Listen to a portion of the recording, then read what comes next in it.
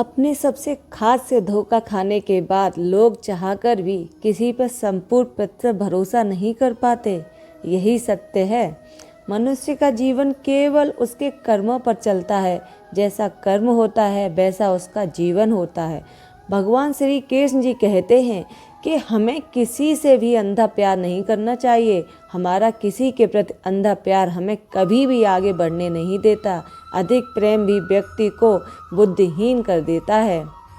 अनुमान मन की कल्पना है और अनुभव जिंदगी का सबक है। धर्म चाहे जो भी हो, अच्छे इंसान बनो, हिसाब हमारे कर्म का होगा। तुम अपनी पीड़ा के लिए संसार को दोष मत दो, अपने मन को समझाओ। तुम्हारे मन का परिवर्तन ही तुम्हारे दुखों का अंत है।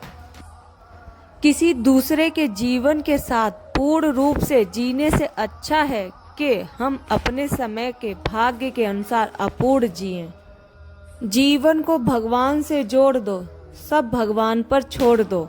शांत रहना सही है, पर जब गलत हो तब नहीं। खुशियाँ मन की एक स्थिति है, बाहरी दुनिया से इसका कोई लेना देना नहीं है। जीवन ना कल में है ना आज में है, जीवन इस पल में है। इस पल का अनुभव ही जीवन है। हम दुनिया से कभी शांति नहीं पा सकते जब तक हम खुद अंदर से शांत ना हो। इस संसार में कुछ भी स्थायी नहीं है। संतुष्ट मन इस विश्व का सबसे बड़ा धन है। कर्म किए जाओ, फल की चिंता मत करो। भगवान प्रत्येक वस्तु में, प्रत्येक जीव में मौजूद हैं। आत्मा अमर है, इसलिए मरने की चिंता मत करो। आत्मा का अंतिम लक्ष्य परमात्मा में मिल जाना होता है। इंसान नहीं, उसका मन किसी का दोस्त या दुश्मन होता है। बड़प्पन वह गुण है जो पद से नहीं, संस्कारों से प्राप्त होता है। व्यक्ति या जीव का कर्म ही उसके भाग्य का निर्माण करता है। वर्तमान परिस्थिति में जो तुम्हारा कर्तव्य है वही तुम्हारा धर्म है। मन बहुत चंचल है, जो इंसान के दिल में उथल पुथल कर देता है।